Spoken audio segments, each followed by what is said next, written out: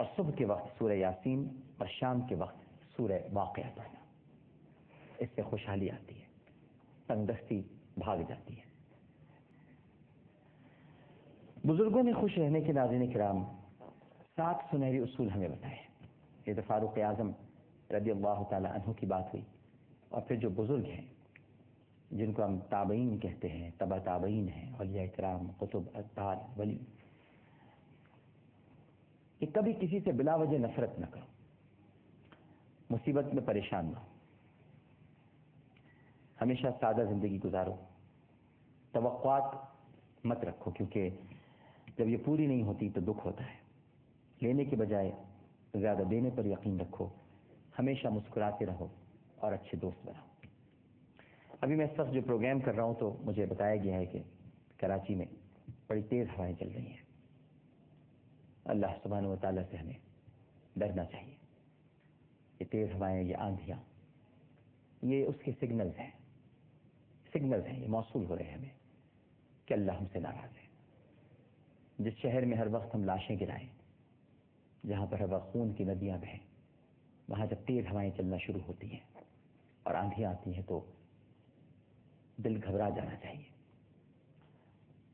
بزرگ فرماتے ہیں کہ سورہ تکویر کی تلاوت کرنی چاہیے، سورہ شمس پڑھنی چاہیے فوری طور پر۔ نبی کریم صلی اللہ علیہ وآلہ وسلم کا تو معمول تھا ناظرین کرام کہ ایسا کبھی کوئی واقعہ پیش آتا تھا یا آسمان پر آپ بادل دیکھتے تھے تو آپ گھبرا جاتے تھے۔ جب بجلی چمکتی تھی تو سرکار دو عالم صلی اللہ علیہ وآلہ وسلم پریشان ہو جاتے تھے۔ مطلب گھبراہٹ اور پریشانی سے مراد یہ نہیں ہے، میرے سرکار تو سرکار ہیں لیکن تعلیم کے لیے۔ تو اما عائشہ نے ایک مرتبہ پوچھا رضی اللہ تعالیٰ عنہ، آپ ہو سکتا ہے کہ یہ آپ پریشان ہو گئے، گھبرا گئے، مفہوم کچھ اس طرح سے ہے کہ یہ اللہ سبحانہ و تعالیٰ کی رحمت برسے، تو آپ نے ارشاد فرمایا میں یہ کیوں نہ سمجھوں کہ یہ قوم ہود پر جو عذاب نازل ہوا تھا اور جو ابر آیا تھا کہیں یہ وہ نہ ہو۔ یعنی تعلیم یہ دی، بھائی ظاہر ہے کہ نبی کی موجودگی میں تو عذاب کا سوال ہی پیدا نہیں ہوتا، اور وہ بھی سرکار دو عالم، لیکن تعلیم یہ دی جا رہی ہے کہ آپ کسی بھی چیز کو چھوٹا مت خیال کریں۔ اب اس وقت آندھی اگر آ رہی ہے یا اس وقت تیز ہوائیں چل رہی ہیں تو فوری طور پر ہمیں صلاۃ الحاجات کے لیے کھڑا ہونا چاہیے، صلاۃ التوبہ پڑھنی چاہیے، اللہ تعالیٰ سے معافی مانگنی چاہیے۔ یہ سب اس کی نشانیاں ہیں، وہ ہم اسے نہیں پہچاننے کی کوشش کر رہے کیونکہ ہم تو غافل ہیں لیکن وہ غافل نہیں ہے۔ ہم تو لوگوں کو مار کر بھول جاتے ہیں، قتل کر کے فراموش کر دیتے ہیں، گناہ کرتے ہیں، لوٹ مار کرتے ہیں، لوٹ کھسوٹ کرتے ہیں، تو کیا عذاب ہماری طرف نہیں آئیں گے، روانہ نہیں کیے جائیں گے؟ اور چلیے اگر عذاب سخت لفظ ہے تو کیا ہماری پکڑ نہیں ہوگی؟ اس سب سے ہوشیار رہنا چاہیے ہمیں۔ پہلے کراچی سے میں یہی کہوں گا کہ ان تیز ہواؤں کو خدا کی طرف سے وہ اشارے سمجھیں کہ جو اشارے ہمیں بہت پہلے سمجھنے چاہیے۔ تیز ہواؤں کا چلنا اچھی بات نہیں ہوتی۔ فقہا، علماء اور اہل عرفان کہتے ہیں کہ یہ اللہ کی ناراضگی کا مظہر ہے، کیونکہ یہ کچھ ہوائیں ہیں جنہیں پروردگار نے قید کر رکھا ہے، اور بتایا جاتا ہے کہ کچھ ہواؤں کو تو اتنی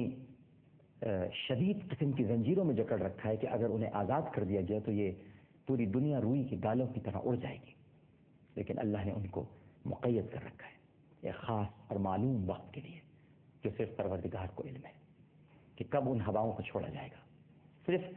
کہتے ہیں کہ طوفان یہ جو قوم عاد تھی، آپ کو بتا دوں ضمن کہتے ہیں، روایات میں آتا ہے، اور اس پر علامہ ابن کثیر البدایہ والنہایہ میں اس پر انہوں نے گفتگو فرمائی ہے۔ کہتے ہیں کہ جو ریح العقیم جس کو اللہ تعالیٰ نے قید کر رکھا ہے، اس میں سے صرف اتنی سی ہوا لی گئی تھی جو سوئی کے ناکے سے گزر جائے۔ ریح العقیم جو سب سے عظیم ہوا ہے، اس کو اللہ نے مقید کر رکھا ہے، اس کے حکم کی پابند ہے، اس میں سے صرف اتنی ہوا لی گئی جو سوئی کے ناکے سے گزر جائے، اور صرف اس ہوا کی وجہ سے قوم عاد تباہ ہو گئی تھی۔ اور قوم عاد کی اگر آپ کو جسامت پتہ چل جائے تو آپ اپنے ہوش کھو بیٹھے، یعنی سمجھ لیجئے کہ 12 سے 17 آدمی اگر کھڑے ہو جائیں تو ایک آدمی ان کا ہے قد کے اعتبار سے، اور پھر ان کی طاقت اور جس طرح وہ سنگ تراشیاں کرتے تھے اور جو بڑی بڑی عمارتیں بناتے تھے، آپ سوچ نہیں سکتے کہ وہ کیسے تعمیرات میں، یہ فن تعمیر میں ماہر ترین قوم تھی اور انتہائی تنومند تھے، حسین تھے، طاقتور تھے، گرانڈیل تھے، لیکن سوئی کے ناکے سے جو ہوا نکلی ہے اس نے انہیں تباہ کر دیا، ریح العقیم۔ اور پھر جب یہ تیز ہوائیں چلتی ہیں تو ساتھ ساتھ تیز بارشیں شروع ہو جاتی ہیں۔ ان تیز بارشوں کو بھی جب ہوا آندھی کے ساتھ اور تیز ہوا کے ساتھ بارش ہو تو علماء فرماتے ہیں کہ اسے نیک فعل نہیں سمجھنا چاہیے، یہ اللہ تعالیٰ کی رحمت نہیں ہوتی بلکہ خدا کی ناراضگی کا ایک عکس ہوتا ہے کہ جو وہ آپ کو دکھانا چاہتے ہیں کہ میں اپنے بندوں سے اس وقت خوش نہیں ہوں، اور بندوں کو چاہیے کہ وہ اللہ کو راضی کریں، اسے منائیں۔ مجھے نہیں معلوم کہ اس وقت تیز ہوا کے ساتھ کیا ہو رہا ہے، لیکن مجھے بتایا اتنا گیا تھا کہ تیز ہوائیں چل رہی ہیں شہر میں۔ پھر میرا فرض ہے کہ چونکہ میں اس وقت لائیو پروگرام کر رہا تھا، مجھے باتیں آپ سے دوسری کرنی تھی، لیکن یہ میرا فرض بنتا ہے کہ میں آپ کو بتاؤں کہ اگر تیز ہوائیں چل رہی ہیں اور اگر ان کے ساتھ بارش بھی شروع ہو جائے تو پھر تو ہمیں اور بھی زیادہ خدا کے خوف کا شکار ہونا چاہیے اور خدا کے خوف میں مبتلا ہونا چاہیے۔ شکار لفظ مناسب نہیں ہے، ہمیں خدا کے خوف میں مبتلا ہونا چاہیے اور صلاۃ الحاجات پڑھنی چاہیے، صلاۃ التوبہ پڑھنی چاہیے، استغفار کرنا چاہیے۔ ہم استغفار تو کر نہیں رہے ہیں، تو اب مجھے نہیں معلوم کہ اس وقت کیا ہو رہا ہے، لیکن اگر تیز بارش ہو رہی ہے ہوا کے ساتھ